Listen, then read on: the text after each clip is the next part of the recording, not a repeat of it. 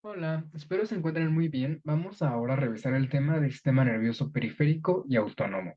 Ya hemos visto el sistema nervioso central y ahora toca ver la parte del sistema nervioso periférico, que es la manera en la que el propio tubo neural, que ya después de diferenciarse, va a poderse comunicar con el resto del organismo.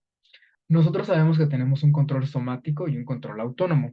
El control somático siendo el que nosotros podemos a voluntad decirle qué hacer y el autónomo en el que nosotros no podemos como tal tener una acción específicamente voluntaria sobre qué queremos hacer. Digo específicamente voluntaria porque quizá uno puede intentar forzar ciertas acciones del sistema nervioso autónomo, como por ejemplo pensar en algo que nos estrese para poder subir la frecuencia cardíaca o cosas así, pero de una forma así muy precisa como tal, nosotros no podemos controlar el sistema nervioso autónomo en comparación con el sistema nervioso somático, que sí lo podemos controlar. Entonces, esto es lo que nos pide el plan de estudios de la facultad que cubramos y pues vamos a empezar. Al hablar del sistema nervioso periférico, tenemos que recordar que tenemos fibras sensoriales aferentes y eferentes. Las fibras sensoriales aferentes van a ser los axones que vienen desde las neuronas bipolares que se encuentran al hablar de médula espinal en los ganglios espinales.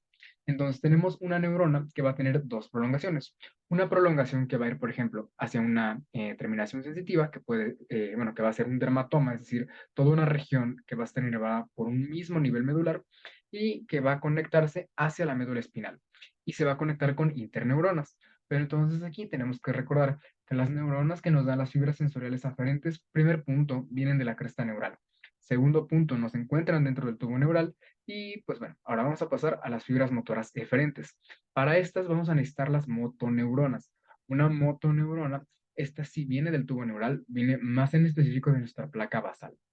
Y la información de la estimulación aferente va a ser modulado por interneuronas, por esto que comentábamos de que como las neuronas bipolares se encuentran por fuera del sistema nervioso central, pues vamos a necesitar algo que sea un mediador para poder llegar al sistema nervioso central. El sistema nervioso periférico, ya lo habíamos comentado igual, se divide en un control somático y en un control autónomo, y este a su vez se va a dividir en simpático y parasimpático. El simpático es este de lucha y huida en comparación o en contraste con el parasimpático, que es el de reposo o el de descanso, ¿no? Entonces, la manera en la que yo siempre me puedo acordar de qué es simpático y qué es parasimpático es imaginarme que algo me estuviera persiguiendo. O sea, hay que pensar primitivamente. ¿Qué me serviría a mí? ¿Qué me serviría a mí si me estuviera persiguiendo un animal?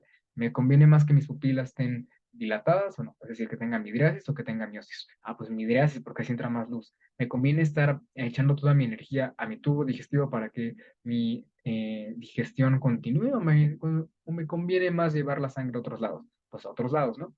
Entonces, los nervios craneales, que como tal son puramente sistema nervioso periférico, va a ser del óculo motor al hipogloso. Entonces, ustedes me van a decir, Miguel, yo también conozco el nervio craneal olfatorio y también el nervio óptico. Entonces, ¿estos qué? Como tal van a ser prolongaciones del sistema nervioso central. Cuando en un inicio se empezó a estudiar la parte de estos nervios, pues se fue una parte anatómico-descriptiva. Entonces no era posible saber que estos nervios en realidad eran imaginaciones, bueno, estos nervios no, o sea, el uno y el 2 eran imaginaciones del sistema nervioso central. Cuatro de estos nervios craneales van a pertenecer al sistema nervioso autónomo, siendo estos el oculomotor, el facial, el glosofaringeo y el vago. Entonces, eso es algo importante que tenemos que ir recordando. Pueden también tener parte de estos nervios también un control somático, pero también van a pertenecer al sistema nervioso autónomo. Cada nervio espinal va a estar formado por dos raíces en la médula espinal. Una raíz somática, que es la raíz dorsal, y una raíz ventral, que va a ser la raíz motora, que se van a unir para formar al nervio espinal. Y en conjunto tenemos 31 nervios espinales, bueno, 31 pares de nervios espinales. Igual ya habíamos ahorita comentado que tenemos un sistema parasimpático y un sistema simpático. De aquí tenemos que empezar a recalcar unos puntos en particular. Luego es un poco complicado tener aquí la cara porque tengo aquí texto. Entonces, ambos elementos del sistema nervioso autónomo van a contener dos grupos de neuronas. Las neuronas preganglionares que se encuentran dentro de la médula espinal o del tubo neural y las postganglionares que van a venir de la cresta neural. Es muy importante que lo recuerden. Si les llegaron a preguntar en un examen, las neuronas preganglionares, ¿qué origen tienen? Pues es origen ectodérmico. Si les preguntan las postganglionares, es origen de cresta neural, porque van a ser las que se van a formar después. La médula suprarrenal se va a considerar un ganglio simpático muy modificado, porque va a poder ser controlado por una neurona preganglionar, pero como tal la neurona postganglionar va a ser la médula suprarrenal. Las neuronas del sistema nervioso periférico, perdón, parasimpático, que ya van a ser las postganglionares, van a utilizar la acetilcolina como neurotransmisor y las del sistema nervioso simpático van a utilizar la norepinefrina como neurotransmisor.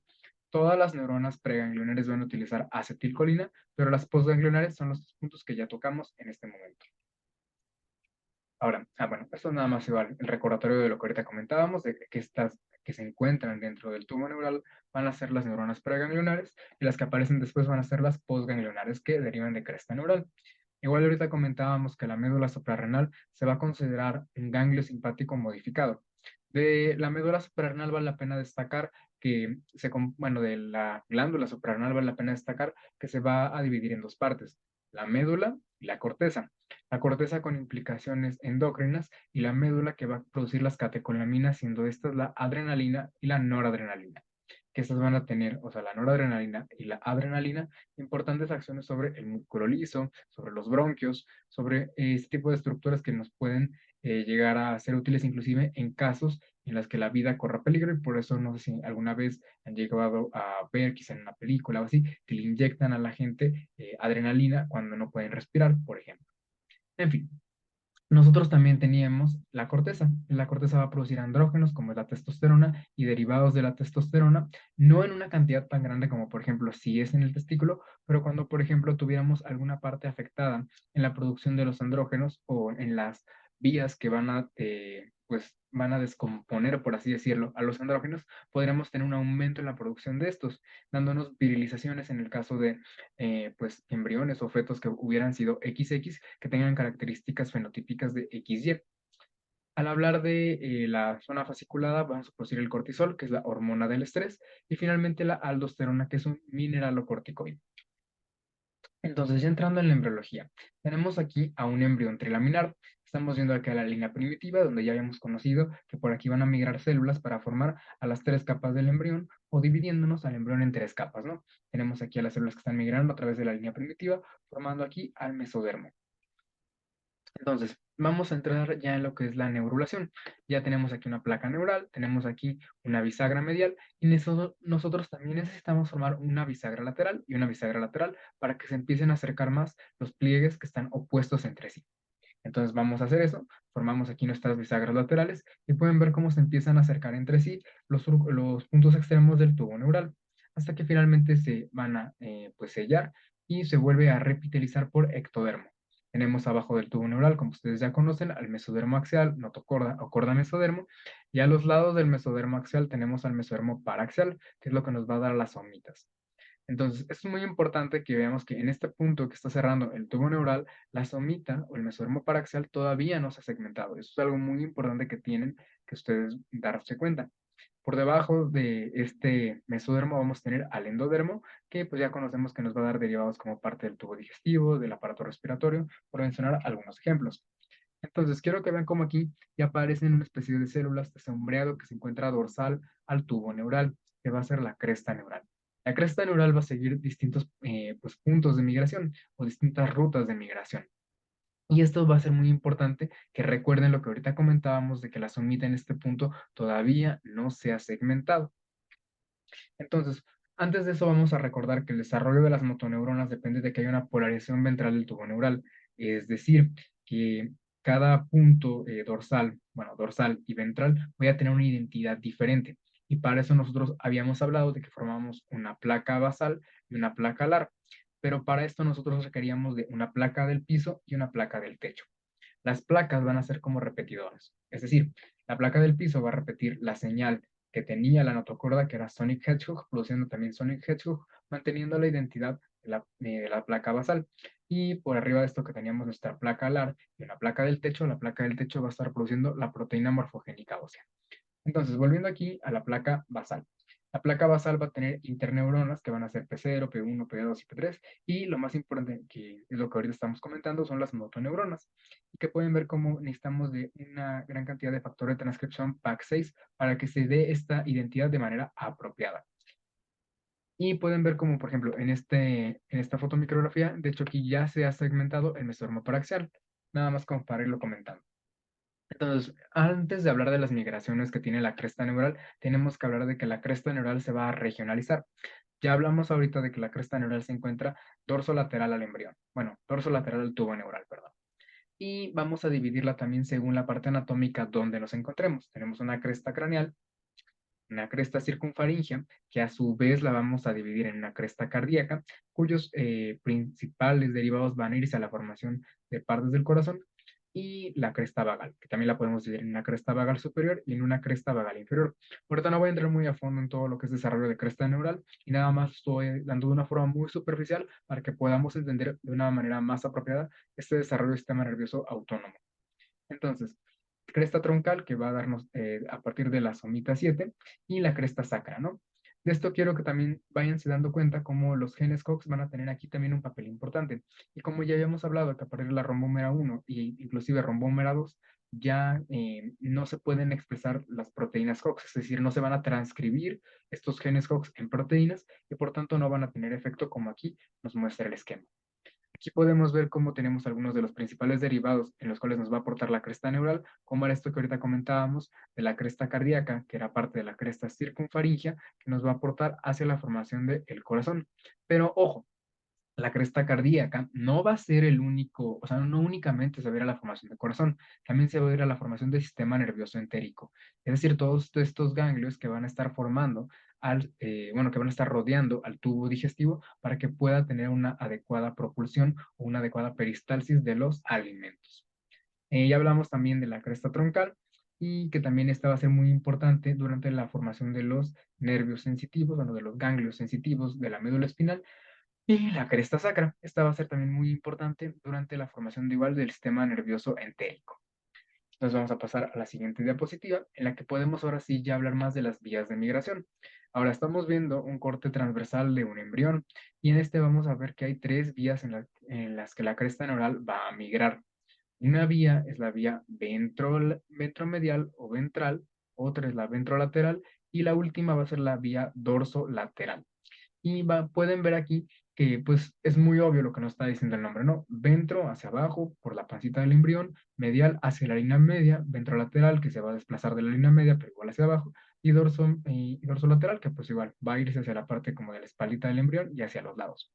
De esto que es importante que vayamos reconociendo cuál ocurre primero. La primera vía en ocurrir, o sea, la primera migración de células de la cresta neural va a ser la vía ventromedial, la segunda la ventrolateral y la tercera la dorsolateral. Ahorita, en las que yo quiero que ahorita hagamos mucho hincapié es en la ventromedial y en la ventrolateral. La vía dorsolateral va a ser importante para formar melanocitos, pero ahorita para la formación del sistema nervioso autónomo no lo vamos a mencionar. Entonces, aquí tenemos un corte transversal de un embrión y podemos ver como aquí ya teníamos la cresta neural, tenemos aquí a los somitas y todavía no se han segmentado. Esto es súper importante y era lo que llevaba comentando desde hace rato. Cuando todavía no se han segmentado las somitas, la única forma en la que pueden migrar las células de la cresta neural es en la dirección ventromedial. Se cree que porque es la única forma o el único camino que permite haberse formado a partir de vasos sanguíneos, en comparación con las somitas que no permiten el paso. Entonces, van a intentar migrar en dirección hacia la aorta dorsal, como veremos más adelante. Entonces, al iniciar la migración por la vía ventromedial, aún el somito no se ha compartimentalizado, como podemos ver en esta fotomicrografía. Entonces, van a llegar hacia la aorta dorsal. La aorta dorsal, como ustedes ya conocen de anatomía, es un vaso grande que va a encontrarse en la región, pues, de la región torácica más o menos, del embrión o de un adulto como tal. Ahorita vamos a ver un poquito más cómo se ve esto de la aorta dorsal, porque yo sé que aquí puede entrar un problema, ¿no? Miguel, yo sé que en un adulto tengo el callado aórtico, yo sé que tengo también las carótidas, yo sé que también tengo las subclaves, yo sé que también tengo una aorta dorsal. Pero lo que yo no sé es en qué momento del embrión yo lo estoy viendo también. Cuando estamos viendo de primera vez embriología, puede ser eso muy complicado porque quizás estamos explorando por primera vez sistema nervioso central. Pero el hecho de que estemos explorando por primera vez sistema nervioso central no significa que a la par no esté desarrollando sistema cardiovascular, sistema digestivo, y eso es algo muy importante para que nosotros podamos entender de una manera más apropiada a la embriología, como ahorita veremos más adelante. La primera migración nos va a permitir la formación de los ganglios simpáticos, de los plexos paravertebrales, que vienen de los ganglios simpáticos, y las glándulas adrenales, como ya habíamos visto esto. Bueno, de glándula adrenal, sobre todo es la médula adrenal. La glándula adrenal como tal va a tener dos orígenes, el mesodermo, que va a venir de mesodermo urogenital, y la médula adrenal, que viene de las células de la cresta neural, como ahorita estamos viendo en esta migración. Posteriormente van a hacer una segunda migración y las células de la cresta neural entran en el compartimiento anterior formando a los ganglios de la raíz dorsal. Entonces, esto es súper importante que lo vayamos viendo, ¿no? Creo que les había dicho que la primera migración formaba también ganglios sensitivos, pero eso bórralo, era la segunda migración nada más, ¿ok? Entonces, eso es una cosa que también quiero que hagamos un poco de hincapié, es que si en algún momento ustedes vuelven a querer estudiar este apartado de embriología, tienen que pues entender que ya se cambió la manera en la que se entiende esto. Por eso le pongo mucho aquí estos asteriscos para que si en algún momento lo vuelven a revisar, ustedes recuerden que ya no se entiende de esta manera. Ya que se ha compartimentalizado el somito, puede llegar la segunda migración de células de la cresta neural. Y esta segunda migración de células de la cresta neural únicamente va a migrar hacia la región, o sea, la parte anterior o rostral del somito. Pueden ver cómo hacia la parte caudal o pues posterior del somito no lo está haciendo. Esto es importante porque esto va a determinar que se formen pues los ganglios sensitivos de la raíz dorsal de la médula espinal por medio de parejas y que van a formar niveles medulares, porque va a haber espacios donde no se van a estar pues formando estos ganglios, ¿no? También aquí les pongo algunas de las proteínas que se mencionan que van a facilitar la migración de células de la cresta neural, como es la trombospondina. Y también quiero que vean aquí cómo hay algunas igual proteínas que van a facilitar o van a pues evitar propiamente que puedan migrar hacia la región posterior de la somita, como es la semaforina 3F, que va a interactuar con NRP2, que se encuentra en las células de la cresta neural. Ahora, este es como el esquema clásico de la migración de las células de la cresta neural. Podemos ver cómo la primera migración nos va a dar ganglios simpáticos, los plexos paravertebrales y lo que va a ser la formación de la médula adrenal, aparte que va a formarse sobre una glándula adrenal que ya estaba formándose a partir de mesodermo urogenital. Entonces, en la segunda migración se van a formar los ganglios de la raíz dorsal o los ganglios sensitivos, y en la tercera, las células pigmentadas o las células pigmentarias que son los melanocitos. Sin embargo, si ustedes ya lo checan en la última edición del libro Carson de Embriología Humana, van a darse cuenta que ya nos habla de unas cosas diferentes. Por ejemplo, ya habla aquí de que hay cambios en que la cresta neural de la primera migración únicamente nos va a aportar ganglios simpáticos. Y la segunda migración, además de formar los ganglios de la raíz dorsal, también va a aportar en formar melanocitos de la región hipaxial y también va a ayudarnos a formar la glándula suprarrenal, cosa que nosotros habíamos entendido mal todo este tiempo. Esto es algo muy importante porque inclusive si ustedes leyeran la sexta edición del libro Carson de Embriología Humana, pueden notar que se dice que ya llegaban como diferenciadas las células que estaban formando la médula suprarrenal de la primera migración. La cosa era de que no eran de la primera, eran de la segunda y por eso ya llegaban diferenciadas, ¿no? Y pueden ver cómo los melanocitos ahora se entiende que tienen doble origen. A nivel de si ustedes están haciendo pues, su examen departamental en este año, el 2023, no vayan a poner nada de este cuadro. Este cuadro nada más lo pongo con motivos informativos para que en algún momento de su vida que ustedes vuelvan a leer embriología, ustedes entiendan que esto ya no es la forma en la que probablemente lo van a leer. Pero para niveles académicos, pues quédense con esto y no con esto. Las células de la cresta neural van a migrar hacia la aorta dorsal, donde se van a diferenciar en neuronas ganglionares simpáticas y en precursores adrenomedulares, como ahorita ya habíamos comentado. Entonces podemos ver aquí cómo tenemos al tubo neural en el embrión, tenemos aquí en morado a las células de la cresta neural o a la cresta neural como tal, y que está pasando por migraciones que van a llegar a la aorta dorsal. Pueden ver cómo aquí está la aorta dorsal, aquí estarían los arcos aórticos. Los arcos aórticos van a permitir la formación de derivados como pueden ser las arterias carótidas, las arterias subclavias, por mencionar algunos ejemplos. Pero la manera en la que en un inicio se forman todo es a partir de arcos aórticos que vienen de la aorta, ¿no? Entonces quiero que nos enfocamos en vez de la región cervical hacia la región dorsal, obviamente entonces en la aorta dorsal, y pueden ver cómo están migrando las células de la cresta neural hacia esta dirección. Entonces vamos a ver un corte mejor a nivel transversal, porque como que este corte pues, no nos ayuda tanto, ¿no? Entonces aquí tenemos las células de la cresta neural que están migrando a través de la primera migración en lo que originalmente se entendía, obviamente, y podemos ver cómo están llegando hacia la región de la aorta dorsal. Otras van a migrar todavía más ventral para formar a la médula adrenal. Súper importante señalizador, la proteína morfogénica ósea. Este no se les tiene que olvidar. La proteína morfogénica ósea va a permitir que se puedan diferenciar en neuronas ganglionares simpáticas y precursores adrenomedulares, las células de la cresta neural. ¿Ok? Ahora, vamos a recordar ya entrar en la parte de la formación de ganglios simpáticos y la glándula adrenal.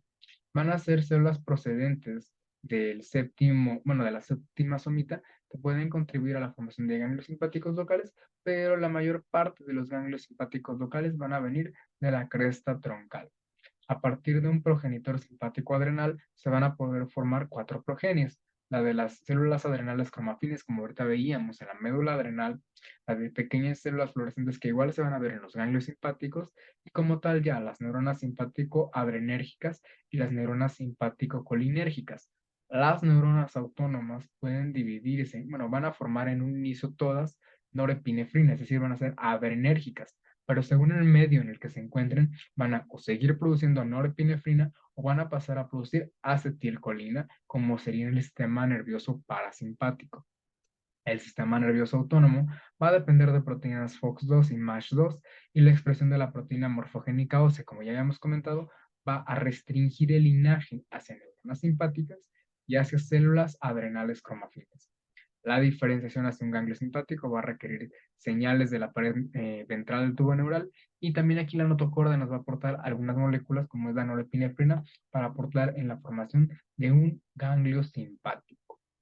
Y las células cromafines medulares se van a especificar antes de entrar al primordio adrenal, es decir, esto es lo que ahorita comentábamos, que es porque nosotros entendíamos que esto ocurría en la primera migración, pero en realidad ocurre en la segunda.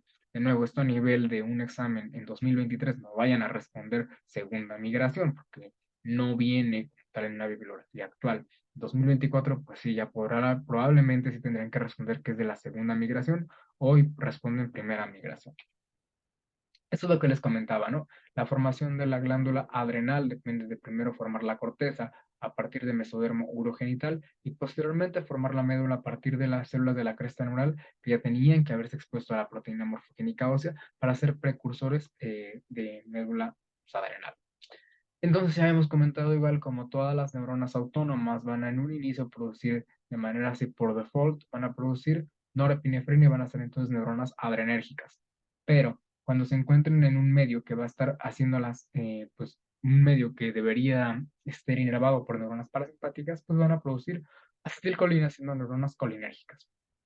Entonces, la diferenciación de las neuronas autónomas va a depender de, una, que ya hayan migrado las células de la cresta neural y se hayan formado entonces en neuronas autónomas por la expresión de la proteína morfogénica ósea de la aorta dorsal. Y posteriormente lo que comentábamos de la elección del neurotransmisor, donde todas inicialmente eran adrenérgicas. El sistema nervioso simpático va a encontrarse inervado por neuronas de primer orden, que van a ser las neuronas preganglionares que se van a encontrar en la columna intermedia o en la columna visceral eferente del nivel de T1 a L2 de la médula espinal, como estamos viendo en esta imagen. Tenemos aquí también los ganglios de la red dorsal, que ya conocíamos que igual vienen de cresta neural, pero que estos van a darnos como tal células bipolares que van a ir una con dendritas hacia inervar una determinada región de la piel y otra va a regresarse aquí para interactuar con una interneurona para que esta interneurona pueda ya pasar hacia el sistema, bueno, pueda pasar hacia una región más ascendente del sistema nervioso o formar un arco reflejo con una motoneurona. Nosotros tenemos aquí que las motoneuronas se encontraban en el cuerno ventral, pero algo importante es que las raíces de las motoneuronas van a compartirse también en esta raíz central con raíces de la columna visceral eferente, de la columna intermedia, que como tal son neuronas de primer orden, que van a ser las neuronas preganglionares que van a interactuar con un ganglio simpático, donde ya se van a encontrar como tal las neuronas postganglionares o neuronas que ya van a ser como tal simpáticas, es decir, que van a estar produciendo la norepinefrina. Inicialmente aquí va a producirse acetilcolina y aquí ya va a producirse la norepinefrina, donde se va a estar inervando ya una región como tal de un órgano. Entonces, las neuronas preganglionares se originan de la sustancia gris de la médula espinal en el enlace intermedio, como ya comentamos, hacen sinapsis en la cadena simpática ganglionar, y los neuroblastos simpáticos se van a diseminar craneal y caudalmente, es decir, primero inician de una manera pues más como a nivel intermedio y van a migrar tanto de una forma superior como una forma inferior para poder formar toda la cadena de la que tendría que ir desde T1 a L2. Entonces, la médula suprarrenal se va a desarrollar a nivel de los somitos 18 y 24, que era algo que no había comentado. El sistema nervioso parasimpático igual se compone de neuronas preganglionares, que en este caso van a ser parasimpáticas, que se van a situar igual en la columna visceral eferente. Esto lo podemos ver aquí en otro esquema diferente, ¿no? Para que igual lo podamos ver desde un punto de vista distinto. Igual se va a producir acetilcolina, solo que aquí también la neurona ya postganglionar también va a estar produciendo acetilcolina. Estas neuronas de primer orden se van a hallar a nivel del mesencéfalo, aquí donde tendríamos el punto de origen del nervio oculomotor, y también se van a hallar en el rombencéfalo, donde tendremos el origen del nervio facial, del nervio glosofaringeo y del nervio vago. Las neuronas postganglionares van a expresar FOX2 y se van a encontrar en pequeños ganglios dispersos. Va a haber un progenitor común, es decir, va a haber una mamá de las neuronas postganglionares y va a haber una mamá de las células de Schwann, y estas van a expresar SOX10. Pero cuando ya esta mamá se convierte en la célula postganglionar, únicamente va a estar expresando a FOX2, que es la manera en la que ya lo diferenciaríamos de una célula de Schwann, a pesar de tener el mismo origen. Los ganglios parasimpáticos van a formar como tal al sistema nervioso entérico, es decir, a todo este pues, conjunto de ganglios, este conjunto de nervios, que era algo que no había hecho ahorita mucho hincapié, pero pues ustedes ya pues conocen que los núcleos van a ser este conglomerado de neuronas que se encuentran dentro del sistema nervioso central, y los tractos van a ser estos axones que se encuentran dentro del sistema nervioso central, en contraste con los ganglios que van a ser este conjunto de somas neuronales que se van a encontrar fuera del sistema nervioso central, y los nervios van a ser el conjunto de axones que se encuentran por fuera del sistema nervioso central. Toda la extensión del intestino tiene que ser poblada por neuronas parasimpáticas para poder mantener la peristalsis de una forma adecuada. Para esto nos vamos a sobre todo apoyar de la cresta neural circunfaringea, que va a venir de los somitas 1 a 7, como ya hayamos visto. Y sobre todo también de la vagal, ya habíamos comentado igual, a la cresta neural circunfaringea la dividimos en una cresta cardíaca y en una cresta vagal. Pero también nos vamos a apoyar de la cresta neural sacra. Ojo aquí. Su libro Carson, Neurología, sexta edición, se maneja que todo intestino posterior va a ser inervado por cresta neural sacra. Sin embargo, ahorita les voy a mostrar una revisión en la que esto, pues ya podemos dudarlo un poquito más sobre la importancia de la cresta neural sacra. Va a haber una migración dependiente del factor neurotrófico derivado de la glía, y la cresta vagal no va a expresar robo en comparación a que la cresta troncal sí lo expresa. Oye, ¿esto para qué me importa? Ah, pues es que la cresta troncal que sí lo expresa va a expresar robo, y robo va a interactuar con SLIT2, que va a antagonizarlo de manera que no van a poder entrar en la región del mesenterio, que es por donde migrarían para poder entrar directamente las células de la cresta troncal para poder pues poblar al intestino, y como no pueden poblarlo, pues tiene que poblarse todo a partir de la cresta circunfaringea, que no expresa arrobo. Entonces, nosotros aquí también podemos ver cómo se ve la cresta circunfaringea, que se llama cresta circunfaringea porque va a rodear a los arcos aórticos. Podemos ver cómo aquí lo rodea de manera ventral, bueno, perdón, dorsal y luego ya ventral, y aquí tendremos a la cresta vagal. Aquí podemos ver cómo está el intestino, que se divide embriológicamente en un intestino anterior, intestino medio y un intestino posterior. Oye, no he visto nada de digestivo. ¿Cómo se divide esto? Se divide según la irrigación. Arteria mesentérica superior nos va a irrigar a todo intestino medio, y arteria mesentérica inferior todo intestino posterior. Entonces, desde el tercio distal del colon transverso ya podríamos hablar de que es colon posterior, por decir un ejemplo, ¿no? Tendríamos aquí que intestino anterior e intestino medio, según nuestra bibliografía básica, va a ser poblado por la cresta neural circunfaringea, y que intestino posterior va a ser inervado por cresta neural sacra. Esto les comentaba que si ustedes checan algunos artículos que pueden estar bastante interesantes, pueden comentar que sí, aquí está la cresta neural circunfaringea dividida en la cresta neural cardíaca y en la cresta neural pues vagal, que es parte de la circunferencia en total, que van a iniciar con ondas de migración y que van a llegar aquí al intestino anterior, y van a llegar y van a estar aquí reproduciéndose, reproduciéndose, reproduciéndose, dividiéndose, dividiéndose, dividiéndose a la vez que lo van poblando y que según nuestro libro de embriología, en teoría llegaría hasta intestino posterior y aquí el intestino posterior tendría sus propias pues contribuyentes que sería la cresta sacra. Pero si nosotros leíamos algunos artículos, podemos ver cómo ya se ha puesto un poco más en duda. Podemos ver cómo aquí también tenemos pues el componente de la cresta neural sacra que estaría o pues otorgándonos o poder estar apoyándonos con precursores de células de la cresta neural, precursores para formar la inervación parasimpática del intestino, como podemos ver aquí en los plexos que van a estar formando esto, como es el plexo de Auerbach, que por ejemplo aquí es importante que recordemos que el plexo mientérico es el primero que se forma en comparación con el plexo submucoso.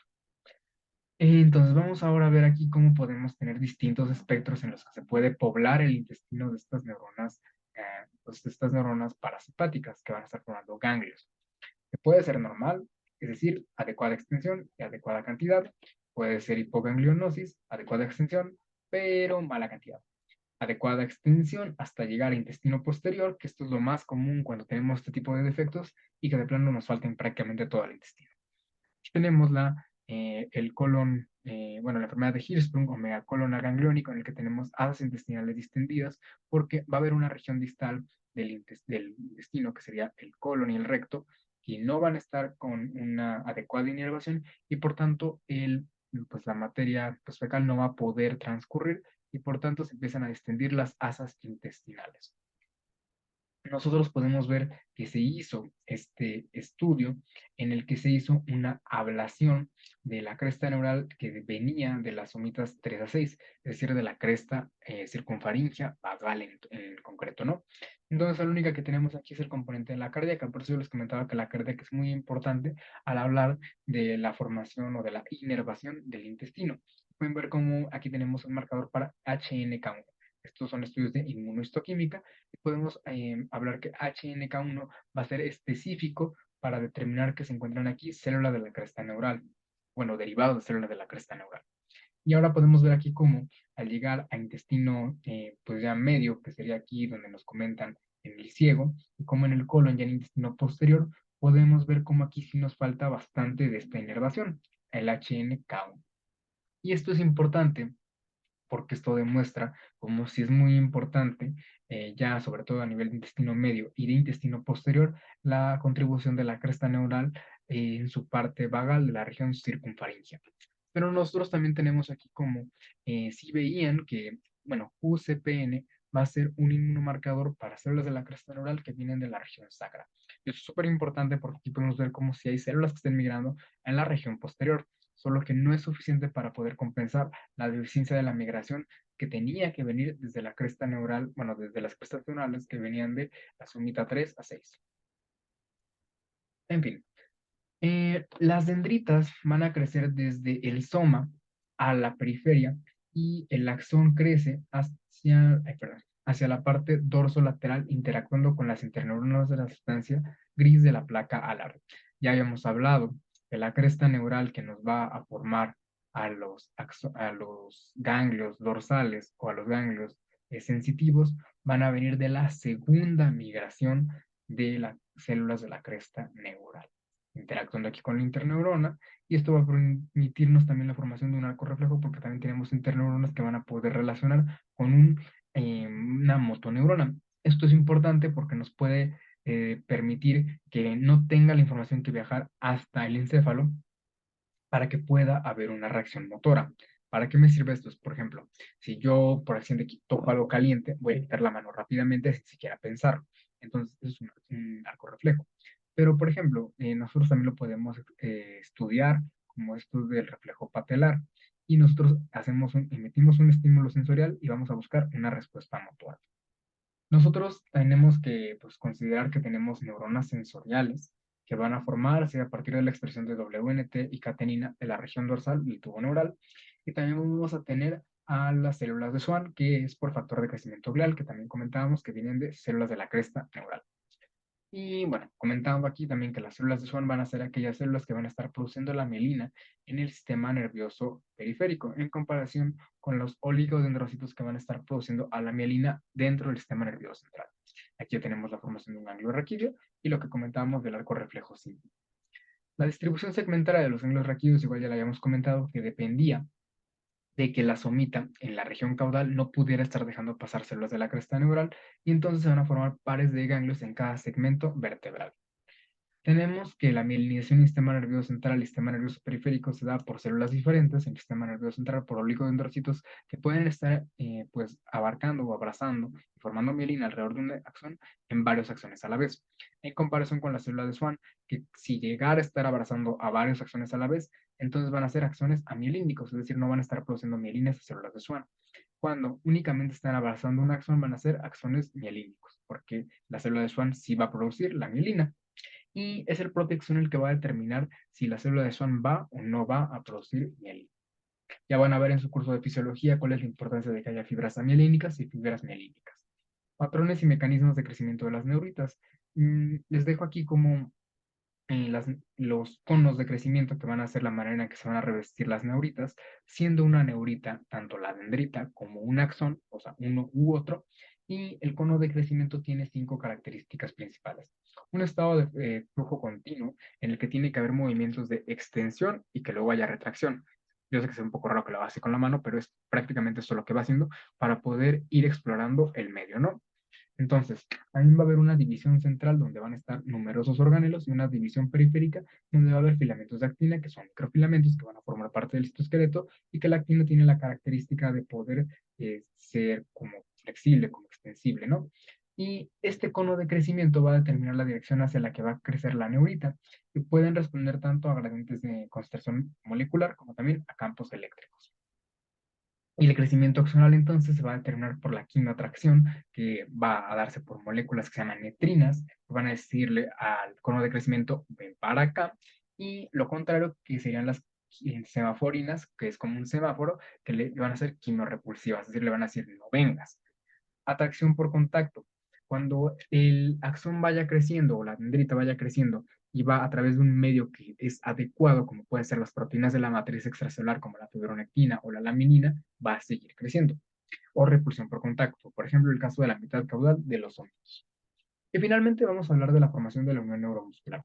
Para esto, pues ya, tenemos que primero el axón debe dejar de crecer, va a llegar al punto final donde se va a encontrar con el músculo y va a detenerse el crecimiento del axón. Se va a inducir los sitios donde se van a liberar las vesículas de la acetilcolina, que es el neurotransmisor con el cual se va a interactuar en la placa motora. Y tenemos que posteriormente empieza una liberación de acetilcolina. Vamos a tener que se va a acumular en la placa basal la acetilcolinesterasa, bueno, la lamina basal. Y la acetilcolinesterasa va a ser una enzima que va a degradar a la acetilcolina para que no se quede aquí de manera indefinida y nos dejara como una especie de paresia. Como puede ser el caso cuando uno, pues sí quisiera inducirlo, y pues tú inyectas directamente, pues agonistas pues, colinérgicos, ¿no? Entonces, también tenemos aquí cómo posteriormente tiene que ajustarse lo que va a ser la placa neuromuscular y tiene que entonces desarrollar receptores para la acetilcolina y por tanto poder pues hacer una respuesta frente al estímulo que sería la unión de la acetilcolina. Y finalmente se va a eliminar lo que era como una placa, pues, ¿cómo decirlo? Como plana, y se va a formar aquí como una especie de hendiduras o pliegues posinápticos, donde va a estar aquí los receptores para la acetilcolina, que van a responder a la acetilcolina y que posteriormente va a ser degradada la acetilcolina por acetilcolinesteasa, para que no se quede de una forma indeterminada aquí y por tanto un movimiento pues pueda ser controlable, ¿no? Y pues ya. Nada más aquí recordemos que la grina va a ser una proteína producida por neuronas y va a inducir la formación de la membrana postsináptica. Pues bueno, chicos, eso sería todo. Espero que este video les sirva para que puedan repasar. Y pues nada, sería todo.